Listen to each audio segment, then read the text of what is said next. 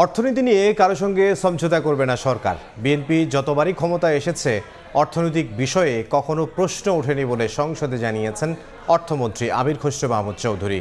দুপুরে জাতীয় সংসদ অধিবেশনে তারকা চিহ্নিত প্রশ্নের জবাবে তিনি আরও বলেন, পাচারের অর্থ ফেরাতে নানামুখী উদ্যোগ নিয়েছে সরকার।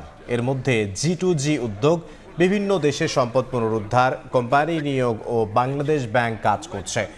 আগামীতে এর সুফল পাওয়া যাবে বলে জানান অর্থমন্ত্রী। তিনি আরও জানান, এবারের বাজেটে ব্যাংক ঋণ কমানো হবে, বিদেশি বিনিয়োগ টানতে দেশীয় ব্যাংকে বিনিয়োগ করা হবে। বিগত জুলাই 2024 এই টাকাগুলো রিপ্লেনিশ করতে হবে আপনাকে, এবং রিপ্লেনিশ করার জন্য সরকারের পক্ষ থেকে ইতিমধ্যে বহু টাকা এখানে রিপ্লেনিশমেন্টের জন্য দেওয়া হয়েছে, আরও বাজেটে দেওয়া হবে আগামী দিনে।